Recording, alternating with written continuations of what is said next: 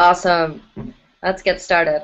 All right, so my name is Eva Galperin, and I work for the Electronic Frontier Foundation. How many of you have already heard of EFF? Okay, some people. Good. This will save me a lot of time. So the EFF is a digital civil liberties organization, and our goal is to make sure that when you go online, your rights come with you. And the way that we do this is that we are a group of activists, lawyers, and technologists all working together to address this problem. One of the reasons why it's so great that we have these three kinds of people working together is that the kinds of problems faced by a free internet are complicated, and sometimes the answer is to have a petition, and sometimes the answer is to write some new piece of software, and sometimes the answer is to file a lawsuit. But more often, the answer is some combination of these three things. How many of you saw the Day We Fight Back campaign yesterday? Anybody? All right, so oh look, many people. Again, I have to explain very little. That makes me happy. So we ran this campaign yesterday called Day We Fight Back, which involved thousands of websites and hundreds of organizations, both NGOs, corporations, and individuals, all with banners on their websites, trying to get people to call their representatives and express their feelings about mass surveillance, and also for people who are outside of the United States. People who are usually sort of left hung out to dry when it comes to discussions about NSA mass surveillance, we encourage them to sign on to the 13 principles on the application of human rights to mass surveillance, where we basically say, hey, just because you're not covered by the Constitution doesn't mean that you don't have privacy rights, because it turns out that international law is a thing that exists. So this is sort of an example of the kind of work that EFF does. Now, what I'm here to talk to you about is another project called Surveillance Self-Defense. I don't know how many of you have seen our Surveillance Self-Defense site before, but we launched it sometime around, I think, 2006, and it was a sort of guide for people within the United States, combination of legal and technical guide for protecting your computer from government surveillance. Since then, things have gotten a little bit more complicated, and we wrote another quick guide, which we called Surveillance Self-Defense International. We talked a little bit about how you might protect your computer from surveillance in countries that are not the United States. And then, of course, more recent developments have made it clear that drawing a line between the kind of protections that you get from surveillance in the United States and the kind of protections that you have outside of the United States makes absolutely no sense. So one of the things that we're doing right now is a major overhaul of surveillance self-defense. Surveillance self-defense will have several components. The first is a series of guides. Basically, we break down how to think about your privacy and security no matter where you are. And our primary metaphor, or the first thing that we want everybody to do, is to engage in a process we call threat modeling. And threat modeling is just sitting down and figuring out what information you want to protect and who you want to protect it from. Because trying to protect your information, all of your information, from everybody all the time is just exhausting, and it's doomed to failure, and it's not going to work. So we try to walk people through this much more simplified process, and then based on what their threat model is, we try to lead them towards tools that we feel will be useful for them. We're also trying to expand the advice we're giving beyond just your computer, and also talk about mobile devices like your iPad and your phone, because the next billion people who are going online are going to be going online using their cell phones. So we want to get out in front of that. We have built a whole bunch of guides already, kind of I would say, small 1,000-word, 1,500-word guides. Guides to threat modeling, guides to securing your computer when you're crossing borders, guides to taking your device to a protest, things like that. So we are looking for people who can help us to visualize from surveillance in the United States, and the kind of protections that you have outside of the United States makes absolutely no sense. So one of the things that we're doing right now is a major overhaul of surveillance self-defense. Surveillance self-defense will have several components. The first is a series of guides. Basically, we break down how to think about your privacy and security no matter where you are. And our primary metaphor, or the first thing that we want everybody to do, is to engage in a process we call threat modeling. And threat modeling is just sitting down and figuring out what information you want to protect and who you want to protect it from. Because trying to protect your information, all of your information, from everybody all the time is just exhausting, and it's doomed to failure, and it's not going to work.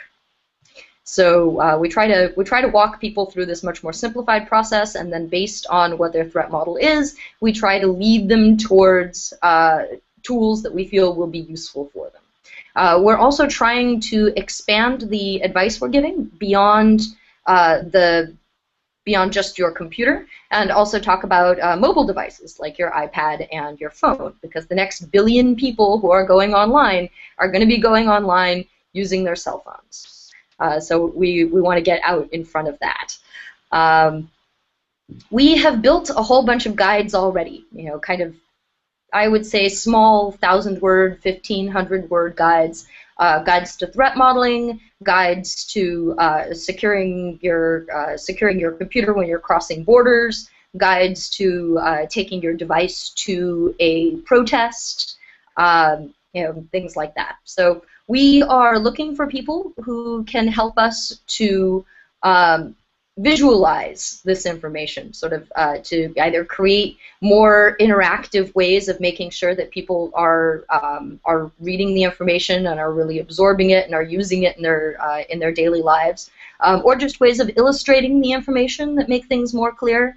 We have an illustration that we have not yet published, which explains the ways in which the difference between transport layer security and end-to-end security, which is something that people frequently don't understand when they're trying to choose their encryption tools.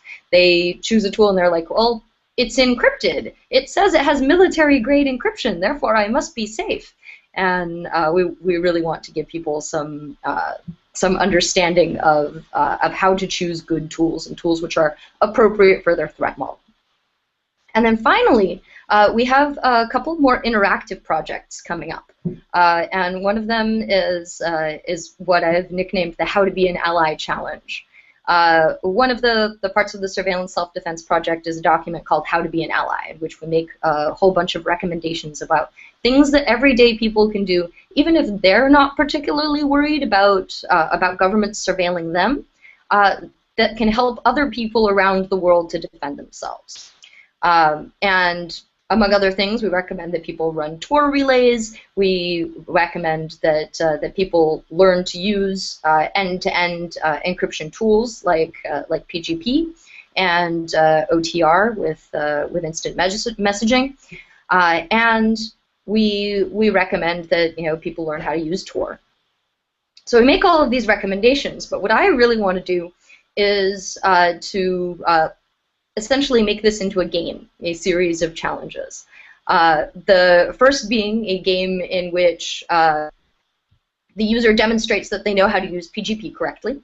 So they send a PGP encrypted email to our PGP bot that makes sure that it is all sent correctly and that it's signed. And then in exchange for that, you get a badge, and you enter the badge on the EFF website. And as this gets you, sort of one point in the game. And so there will be games for proving that you know how to use OTR, proving that you know how to use PGP, Proving that you know how to use Tor. Hey, go to this, Tor hidden service website. Proving that you know how to run a Tor relay. And I would like to give people a prize for having completed all the How to Be an Ally challenges, which is a lovely poster that has been made by New York artist Molly Crabapple. So I am open to a number of different suggestions in working with you guys. First, I am open to talking to people with a technical background in helping to build our crypto bot, the bot that proves that people know how to use PGP, or how to that shows that people know how to use OTR. Another thing that I'm very interested in are people who are up for illustrating difficult security ideas in novel ways, and also people who are willing to take a look at our existing documents and turn them into more interactive projects. I want to make sure that the audience is awake and that the audience understands the concepts that we're trying to get across to them. And sometimes big blocks of text are not necessarily the way to go. We have a lot of big blocks of text. That part is taken care of.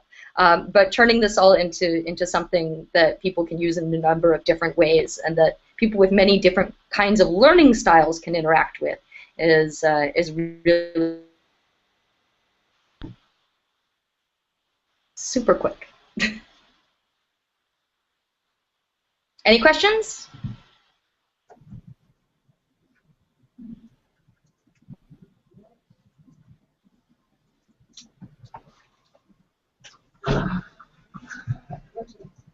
Questions could also come from other folks in the Hangout, too.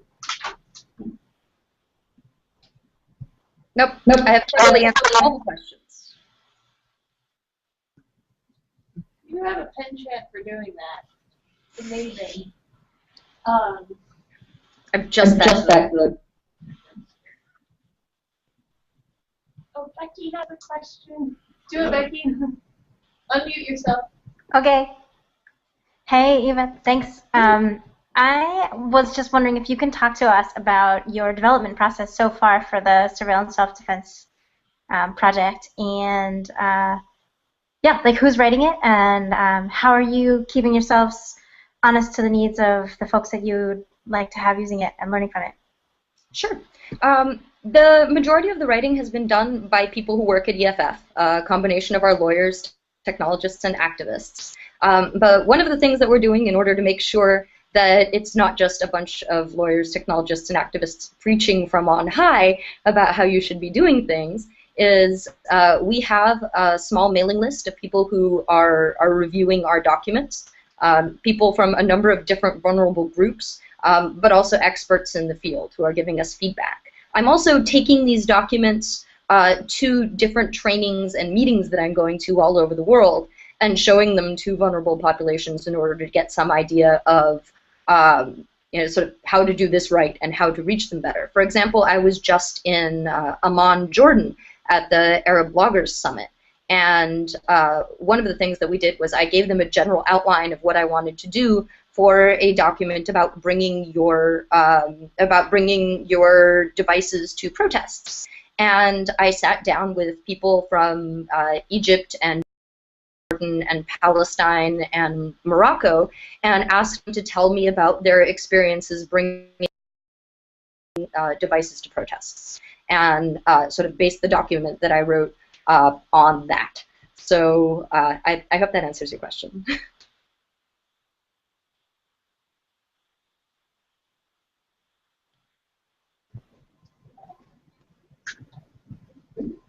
I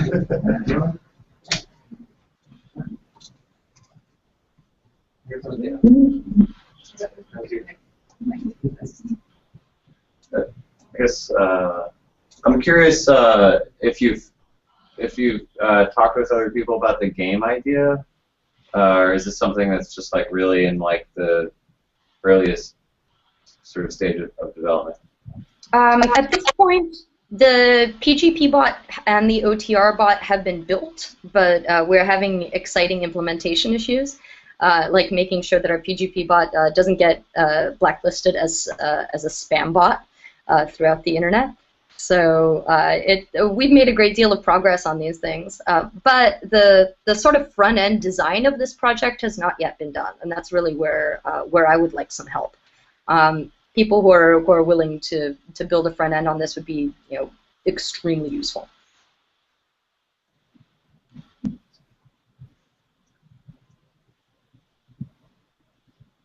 I have a question which is kind of about, so March 1st and 2nd, there are a number of events happening, including the precursor events to RightsCon in the Bay. There's going to be the hackathon together with OpenITP and with the Codesign Studio. And there's going to be a series of discotheques, discovering technology events that are happening at lots of different locations, including here at the Media Lab and in a number of different cities. And one of the things that's going to happen at those, or that could happen at those, is that the different project partners could use them as an opportunity to work with the student teams to workshop things and get feedback from people who come to those events and explore different possible ideas and approaches. I'm just sort of bringing that up as you're talking, because I'm wondering if you all at EFF have plans to be at those. Is that a space where people could engage with testing out some of the approaches you're taking? Yes. The RightsCon is in San Francisco, where EFF is located, which saves us a lot of jet lag.